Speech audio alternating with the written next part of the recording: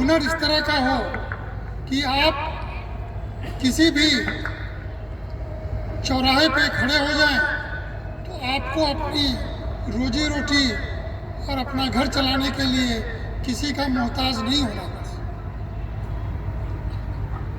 और ये मत सोचिए कि अब हमारी इतनी उम्र हो गई, हम अब क्या करेंगे। नहीं, आप बहुत कुछ कर सकते हैं और बहुत कुछ करने के लिए दृढ़ संकल्प चाहिए और आपको अपनी जो रुचि है उसका अवलोकन करके उस रुचि के हिसाब से आपको अपनी स्किल, अपना हुनर प्राप्त करना चाहिए। जो आपको समय मिल रहा है उसमें आप कोई दुकान खोल सकते हैं यदि आपके पास पूंजी है। नहीं है, प्लम्बर का काम सीख सकते हैं, इलेक्ट्रीशियन का काम सीख सकते हैं, कारपेंटरी का काम सीख सकते हैं, पेंटिंग का काम सीख सकते हैं। इस तरह की बहुत सारी चीज़ें, खाना बनाना सीख सकते हैं, अपना ठेला लगा सकते हैं, अपनी दुकान लगा सकते हैं, बहुत कुछ कर सकते हैं। नौकरी मिलेगी नहीं मिलेगी उसके लिए प्रयास तो करना है, लेकिन हुनर रहने पे वो नौकरी भी बहुत आसानी से मिल जाएगी।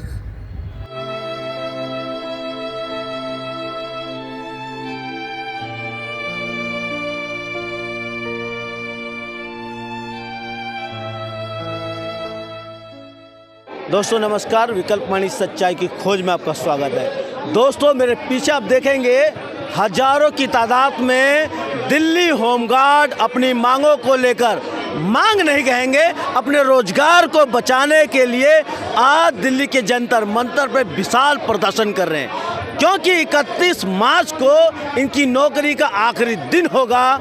उसको बचाने के लिए ये बार बार दिल्ली की सड़कों पे उतर कर प्रदर्शन कर रहे हैं। बार बार केंद्र सरकार से लेकर दिल्ली सरकार तक, गृह मंत्री तक ये आवाज़ उठा रहे हैं कि हमारी नौकरी को बचाया जाए।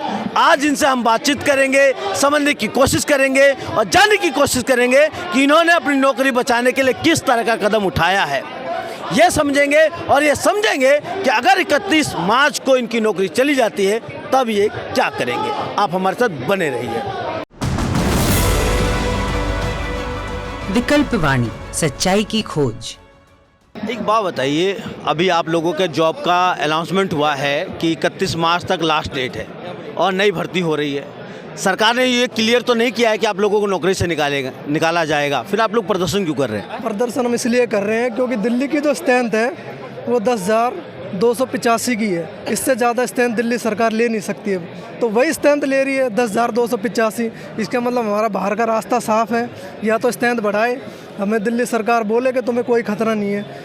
मान लिया मैंने आपकी बात की, चलो मैंने मान लिया आपको कि हमें नहीं निकाला जा रहा है, लेकिन हमें परेड के दौरान डीजी साहब के द्वारा या फिर हम उनसे नीचे जो भी हमारे डीएसओ साहब है उनके द्वारा हमें ये बताया जा रहा है कि आप प्लम्बर का काम सीख लीजिए, आप रेडी लगा लीजिए, आप केले लगा लीजिए, आप फ्रूट लगा लीजिए।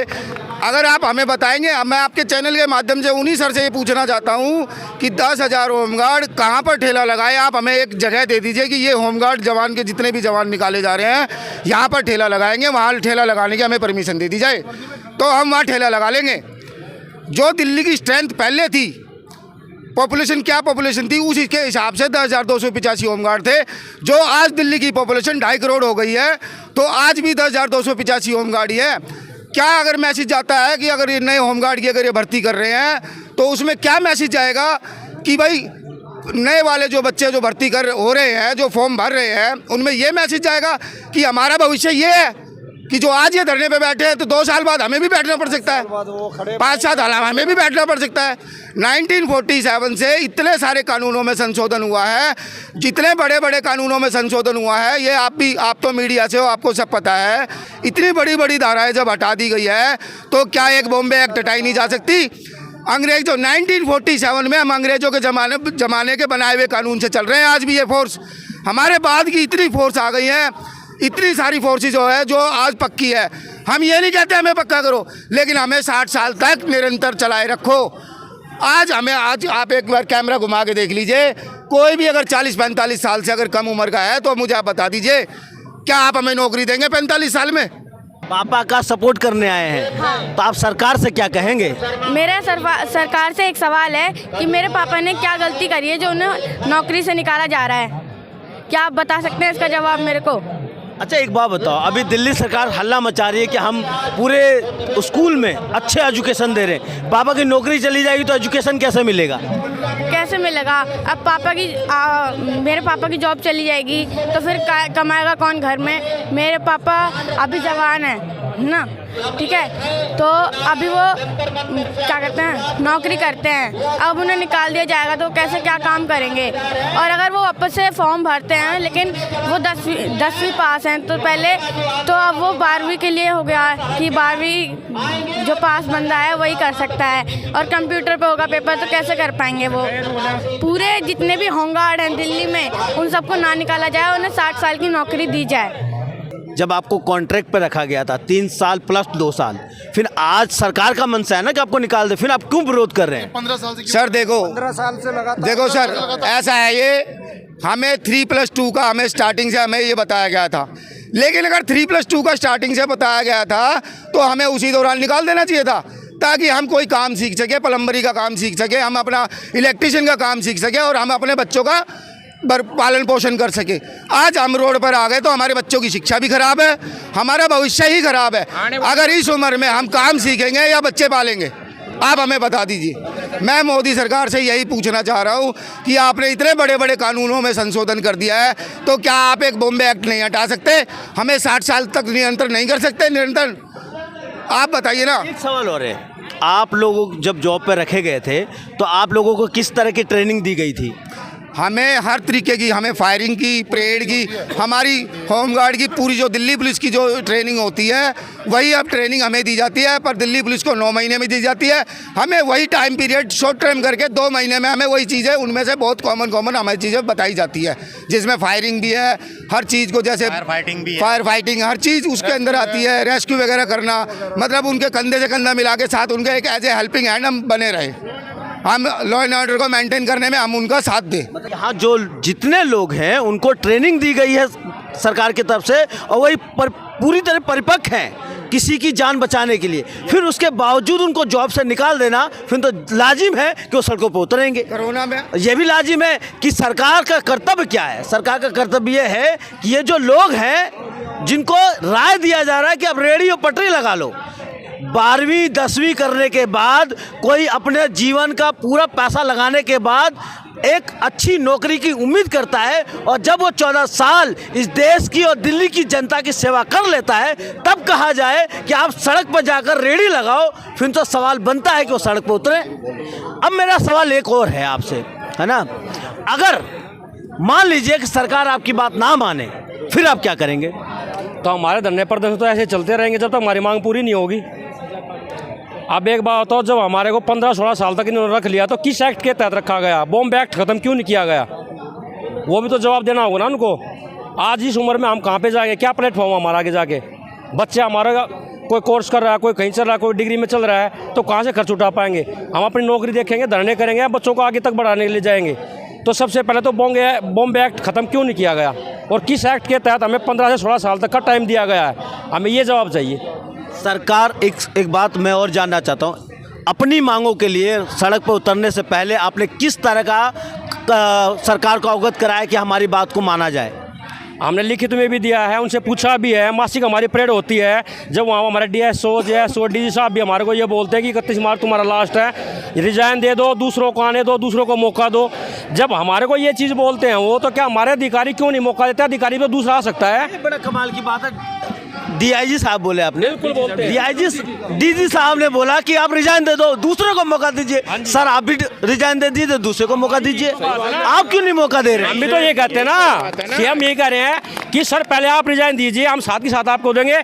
और भी कोई IAS IPS पढ़े लिखे हैं, उनको भी मौका मिलना चाहिए। जो न्यू रेजिडेंस ले वो भटकते फिर रहे हैं, चलो हम तो कुछ भी कर लेंगे, लेकिन आप कब रेडी लगाओ ये बताओ हमें।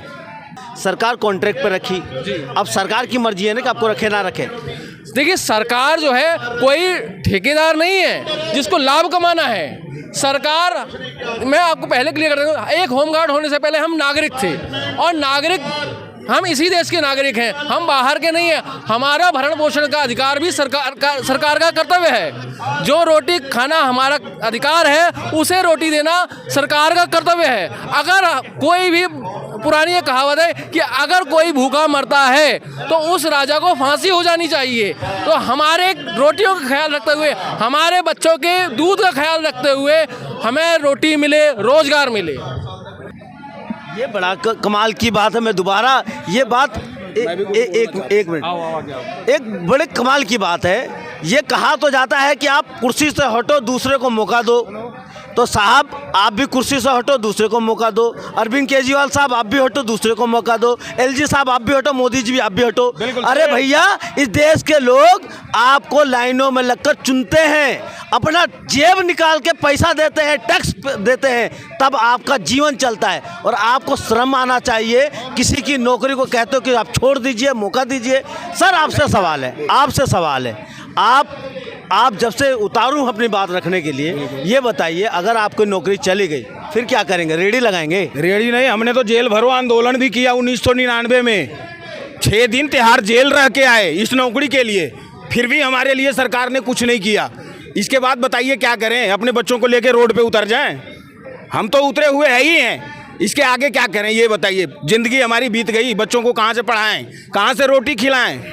नौकरी तो ख़त्म हो गई। अभी आपकी नौकरी चली जाए मान लीजिए, फिर आपके परिवार का क्या होने वाला है? सर ऐसा है, आज तो हमारी नौकरी खतरे में है, चलो चली जाएगी। मान लिया नई भर्ती की और 3 साल के लिए या 5 साल के लिए युवा बच्चों को लिया, ठीक है, और बाद में उनको निकाल दिया, क्या उनका जीवन खराब नहीं होगा? किसी भी गवर्नमेंट जॉब में अप्लाई नहीं कर सकते। कहाँ करेंगे वो फिर जॉब? वे क्या करेंगे? ये बात सोचते हैं हमारे कोई भी ऑफिसर है, ये बात सोचते हैं? भर्ती किया गया, क्यों करते हैं ऐसा काम? तो आप क्या नौकरी, आपसे पूछते हैं, क्या आप सोचते हैं कि जो नई भर्ती है उसको रोक दिया जाए? नई भर्ती करो, जितनी मर्जी करो भर्ती, 10,285 क्या मैं कह रहा 20,285 भर्ती करो, लेकिन जो हमारे अभी तत्काल अभी जो जॉब पे हैं 8500 जवान, उनको बरकरार रखो न, उनकी रोजी रोटी क्यों छीन रहे हो? अब मैं आपसे पूछना चाहता हूँ मीडिया के माध्यम से कि हम भारत के वासी हैं या हम कहाँ के वासी हैं? हम क्यों पढ़े, क्यों लिखे, क्यों इस डिपार्टमेंट में आए? हम इस डिपार्टमेंट में इसलिए आए कि ये डिपार्टमेंट आने वाले समय में हमारे लिए कुछ सोचेगा। पुराने डिपार्टमेंट में कई डिपार्टमेंट ऐसे हैं जो अच्छी तरह बिल्कुल मेडिकल सुविधा, सारी सुविधा, पेंशन सुविधा सब है, हमें नहीं चाहिए। अभी क्या हुआ? आज के टाइम में मकान भी दे दिए जाते हैं जल्दी। आज के टाइम में जो है हमें रोजगार, रोजी रोटी, बस, हमें और कुछ नहीं चाहिए। हम तो आपसे प्रार्थना करना चाहते हैं कि आप हमारी आवाज़ थोड़ा आगे तक पहुंचाएं। आपसे भी और जो आगे की मीडिया आप वहाँ तक भी कोशिश करें और हमारी आवाज़ को कहीं तक पहुँचाएं, जिससे कि हमके पेट की रोटी हमें मिलती है। दोस्तों एक बात समझनी है, हमारे देश के हुक्मरान चाहे दिल्ली सरकार में बैठे हों या केंद्र सरकार में बैठे हों, वह हर चुनाव आने से पहले एक बात कहते हैं कि हम हज़ारों लाखों करोड़ों नौकरी देने वाले हैं। लेकिन यहाँ पे उल्टा हो रहा है, जिनकी नौकरी है उनकी नौकरी छीनी जा रही है और जिन पे नौकरी नहीं है उनको लालच दिया जा रहा है कि नौकरी देंगे क्योंकि आने वाला चुनाव है। ये समझने वाली बात है। एक बात और समझनी है, हमारे देश के अंदर विडंबना ये है कि बेरोजगारी बहुत तेज़ी से बढ़ रही है और दूसरा विडंबना ये है कि जो लोग नौकरी पाने की इच्छा रखते हैं उन्हें स्कीम वर्कर के तौर पे, कॉन्ट्रैक्ट वर्कर के तौर पे रखा जाता है 3 साल 5 साल। उसके बाद उनका भविष्य क्या होगा उनको खुद नहीं पता होता है और यहाँ तक कि सरकार सिर्फ अपने चुनावी फ़ायदे के लिए या तो उसको बढ़ाती है या तो उसको डाउन करती है। यही नज़र यहाँ पे आ रहा है। यहाँ पे 10,285 लोगों को नौकरी देने का दावा किया जा रहा है, लेकिन 8,624 लोगों को नौकरी से निकालने की कोशिश की जा रही है।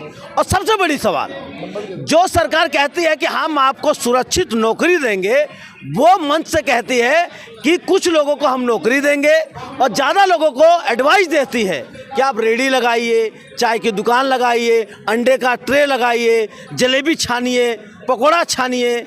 भैया अगर पकौड़ा छानना होता तो पढ़ाई क्यों करे? पकौड़ा छानना होता तो फिर ये ट्रेनिंग क्यों? जिस ट्रेनिंग पे करोड़ों रुपया देश की जनता का लग रहा है।